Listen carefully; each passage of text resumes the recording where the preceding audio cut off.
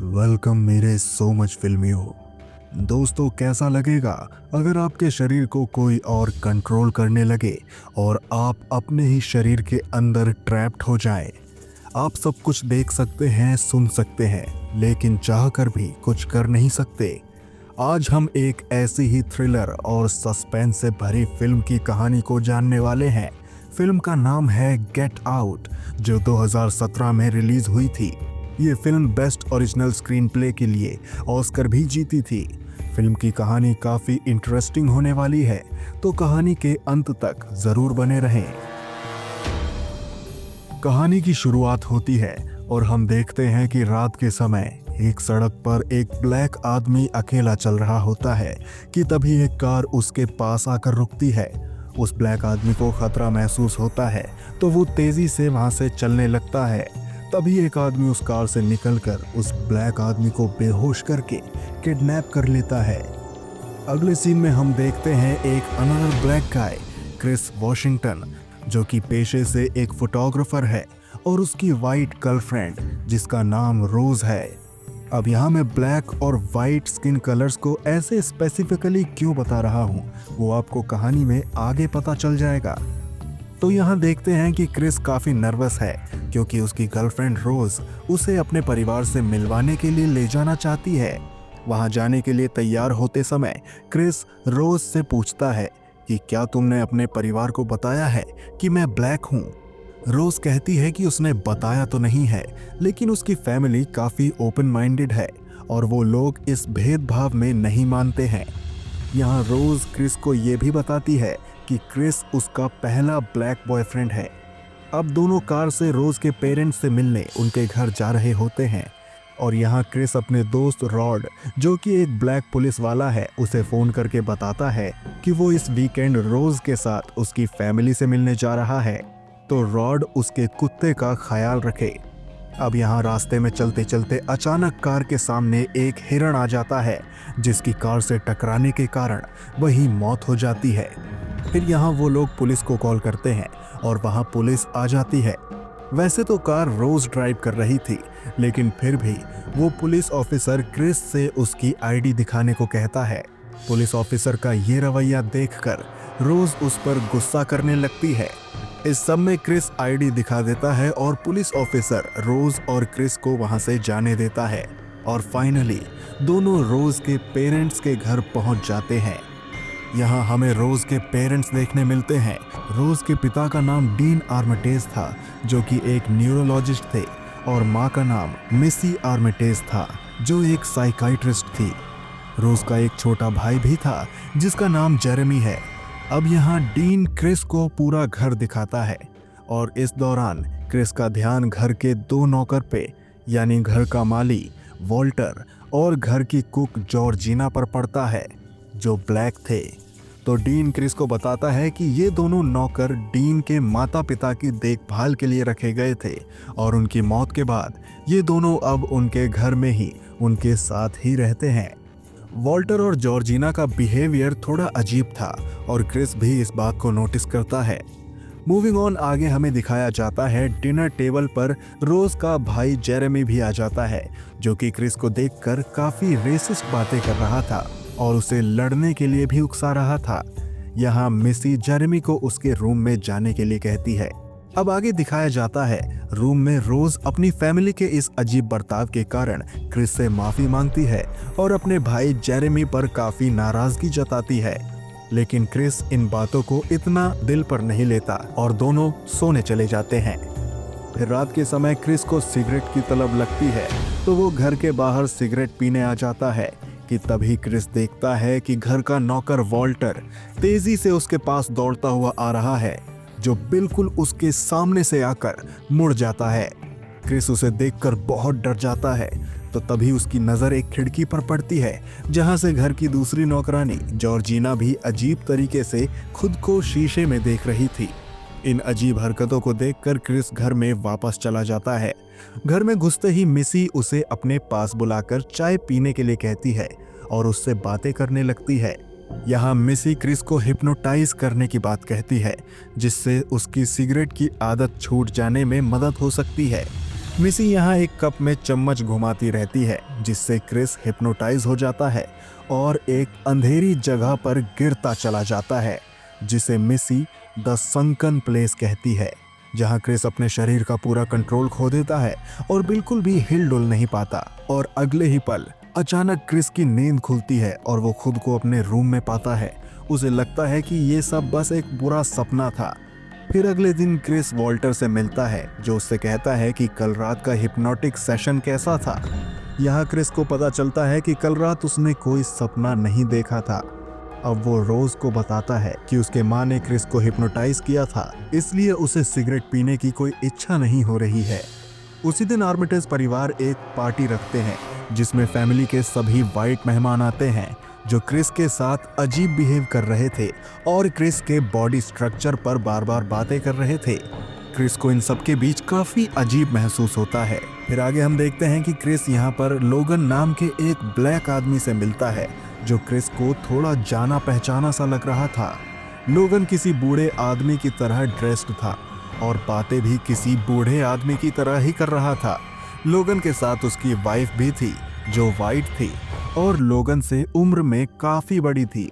आगे हम देखते हैं कि क्रिस जिम हडसन नाम के एक अंधे आदमी से मिलता है, जो उसके फोटोग्राफी में काफी रुचि दिखाता है, क्योंकि हडसन एक फोटो गैलरी चलाता था। अब क्रिस घर के अंदर चला जाता है, जहां सभी वाइट लोग आपस में बातें कर रहे थे, लेकिन क्रिस के रूम में जाते ही सभी लोग वहां चुप हो जाते हैं, जैसे कि वो सब बातें करने की सिर्फ एक्टिंग कर रहे थे। अब क्रिस अपने रूम में देखता है कि उसके फोन में से चार्जर निकाला हुआ है, तो उसका शक जॉर्जिना पर जाता है। क्रिस यहाँ पर अपने दोस्त रॉड को फोन करता है और उसे बताता है कि कैसे उसे रोज की माँ ने हिप्नोटाइज किया था और यहाँ पर सभी लोग कैसे उसके साथ अजीब बिहेव कर रहे हैं। रॉड क्रिस को यहाँ से निकलने के लिए कहता है, क्योंकि उसे लगता है कि ये लोग यहाँ ब्लैक लोगों को हिप्नोटाइज करके उन्हें अपना स्लेव बना लेते हैं। क्रिस के फोन पर बातें करते करते यहाँ जॉर्जिना आ जाती है और क्रिस से माफी मांगती है। वो कहती है कि ये फोन सफाई करते वक्त चार्जर से निकल गया था, उसने ये जानबूझकर नहीं किया। क्रिस उसे माफ कर देता है और उससे कहता है कि उसे इस बात का बिल्कुल बुरा नहीं लगा, वो बस इतने सारे वाइट लोगों के बीच खुद को थोड़ा नर्वस फील कर रहा था। अब ये सुनकर जॉर्जिना के एक्सप्रेशंस थोड़े अजीब होने लगते हैं, जैसे वो क्रिस से कुछ कहना चाह रही हो लेकिन कह नहीं पा रही। जॉर्जिना की आंखों से आंसू बहने लगते हैं, लेकिन जॉर्जिना इसके बाद बड़ी ही क्रीपी स्माइल देकर उससे कहती है कि ऐसा कुछ नहीं है, यहाँ पर सब लोग आपको बहुत पसंद करते हैं। क्रिस को ये सब बहुत अजीब लगता है और अब वो बाहर आकर लोगन की फोटो लेने की कोशिश करता है, क्योंकि उसे शक था कि वो लोगन को पहले से जानता है। अब यहाँ लोगन का फोटो क्लिक करते समय क्रिस के फोन का फ्लैश चल जाता है और लोगन के एक्सप्रेशंस एकदम से बदलने लगते हैं, जैसे वो किसी और ही जोन में चला गया हो। लोगन की नाक से खून निकलने लगता है और वो क्रिस के ऊपर अचानक से हमला कर देता है। लोगन जोर जोर से चिल्लाता है, गेट आउट, गेट आउट। सभी लोग लोगन को वहां से हटाते हैं और एक रूम में ले जाते हैं। थोड़ी देर में लोगन वापस पहले की तरह नॉर्मल हो जाता है और क्रिस से माफी मांगकर वहां से चला जाता है। इसके बाद क्रिस रोज के साथ एक तालाब के किनारे जाकर बैठ जाता है, जहां वो रोज को बताता है कि उसे यहाँ बहुत अजीब लग रहा है और वो यहाँ से जल्द निकलना चाहता है। तो रोज भी उससे कहती है कि वो लोग जल्द ही यहाँ से निकल जाएंगे। इसी बीच घर के पास डीन चुपचाप क्रिस की नीलामी आयोजित करता है, जिसमें हडसन जीतने वाली बोली लगाता है और क्रिस को इनाम के रूप में चुना जाता है। इसके बाद रोज और क्रिस घर आ जाते हैं और क्रिस अपने दोस्त रॉड विलियम्स को लोगन की फोटो भेजता है, तो रॉड तुरंत क्रिस को कॉल करके बताता है कि वो दोनों उसे पहचानते हैं। लोगन दरअसल ब्रुकलिन से गायब हुआ आंद्रे हेवर्थ है, जो पिछले 6 महीने से मिसिंग है। दोस्तों, आंद्रे वही शख्स था जो हमें फिल्म की शुरुआत में किडनैप होते हुए दिखता है। रॉड से बात करते समय क्रिस के फोन की बैटरी खत्म हो जाती है और ये बातें सुनकर क्रिस रोज को पैकिंग करके यहाँ से जल्दी से निकलने के लिए कहता है। जब रोज पैकिंग करने के लिए जाती है तो क्रिस एक कबर्ड में कुछ फोटोज देखता है, जिसमें रोज कुछ ब्लैक लोगों के साथ थी और उन फोटोज में वॉल्टर और जॉर्जिना भी थे, जो कि अब यहाँ आकर अजीब बर्ताव कर रहे थे। तो क्रिस का शक पक्का हो जाता है कि इस फैमिली में जरूर कुछ गड़बड़ है। ये सब देखकर क्रिस की डर के कारण हालत खराब हो जाती है और वो यहाँ से भागने की कोशिश करता है। लेकिन यहाँ दरवाजे पर ही रोज की पूरी फैमिली क्रिस का रास्ता रोके खड़ी थी। अब क्रिस रोज पर चिल्लाने लगता है और रोज से गाड़ी की चाबी देने के लिए कहता है। अब यहाँ रोज एकदम स्ट्रेट फेस से बड़े ही क्रीपी एक्सप्रेशंस के साथ हाथ में चाबी लिए क्रिस से कहती है कि तुम्हें पता है ना, मैं तुम्हें चाबी नहीं देने वाली। अब यहाँ क्रिस को पता चल जाता है कि रोज भी इन्हीं लोगों से मिली हुई है और रोज ने ये सब प्लान करके उसे यहाँ पर फंसाया है। अब क्रिस वहां से भागने की कोशिश करता है तो जेरेमी दरवाजे को लॉक कर देता है और मिसी कप पर 3 बार चम्मच मारकर फिर से क्रिस को हिप्नोटाइज कर देती है और क्रिस अचानक से बेहोश हो जाता है और वापस द संकन प्लेस में पहुंच जाता है, जहां वो फिर से अपने शरीर का कंट्रोल खो देता है। यहाँ क्रिस का दोस्त रॉड बार बार क्रिस का फोन लगाने की कोशिश कर रहा था, लेकिन क्रिस का फोन लग नहीं रहा था, जिससे परेशान होकर रॉड अपने सीनियर्स को बताता है कि वो व्हाइट लोग मिलकर जरूर ब्लैक लोगों को हिप्नोटाइज करके उन्हें अपना स्लेव बना लेते हैं। लेकिन उसके सीनियर्स इस बात को बिल्कुल भी सीरियसली नहीं लेते। दूसरी तरफ हम देखते हैं कि क्रिस को एक रूम में चेयर से बांधा हुआ है, जहां एक टीवी में कुछ वीडियोस चल रही हैं, जिसमें रोज के दादा बता रहे हैं कि उन्होंने न्यूरोलॉजी में एक ऐसा तरीका निकाला है जिससे वो किसी भी दिमाग का किसी दूसरे इंसान में ट्रांसप्लांट कर सकते हैं। इस प्रक्रिया को ये लोग कॉग्युला प्रोसीजर कहते थे। अब अगले ही पल स्क्रीन पर एक कप और चम्मच आ जाती है, जिसकी आवाज सुनते ही क्रिस वापस से बेहोश हो जाता है।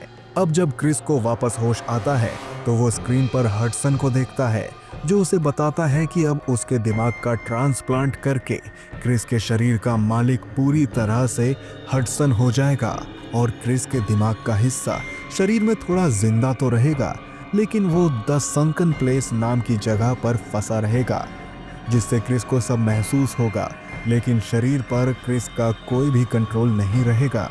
अब यहाँ क्रिस को महसूस होने लगता है कि लोगन, वॉल्टर और जॉर्जिना को भी ऐसे ही यहाँ लाकर उनके साथ भी यही सब किया गया है, जिनमें वॉल्टर के शरीर में रोज के दादा और जॉर्जिना के शरीर में रोज की दादी है। क्रिस हडसन से पूछता है कि ये सब ब्लैक लोगों के साथ ही क्यों कर रहे हैं, तो हडसन कहता है कि उसे नहीं पता कि ये लोग सिर्फ ऐसा ब्लैक लोगों के साथ ही क्यों करते हैं। शायद इसलिए क्योंकि इन लोगों को लगता है कि ब्लैक लोग जेनेटिकली ज्यादा ताकतवर, तेज और तंदुरुस्त होते हैं। लेकिन उसे काले गोरे रंग से कोई फर्क नहीं पड़ता, उसे सिर्फ क्रिस के शरीर से आंखें चाहिए। इसके बाद स्क्रीन पर फिर से कप और चम्मच आ जाती है और क्रिस फिर से बेहोश हो जाता है। सीन चेंज होता है और हमें दिखाया जाता है कि डीन हडसन का ऑपरेशन शुरू कर चुका था, जिसके बाद जेरेमी बेहोश पड़े क्रिस को लेने उस रूम में जाता है। लेकिन यहाँ क्रिस जेरेमी के सर पर हमला करके उस रूम से निकल जाता है। दरअसल क्रिस इस बार बेहोश नहीं हुआ था, क्योंकि उसकी चेयर से कुछ रुई बाहर निकल रही थी, जिसे क्रिस ने कप और चम्मच से हिप्नोटाइज होने से पहले ही अपने कानों में डाल लिया था, ताकि उसे वो हिप्नोटिक आवाज सुनाई ही ना दे। तो इसके बाद क्रिस डीन पर भी हमला करके उसे जान से मार देता है, जिसके बाद क्रिस को मिसी मिलती है, जो क्रिस पर चाकू से हमला करती है।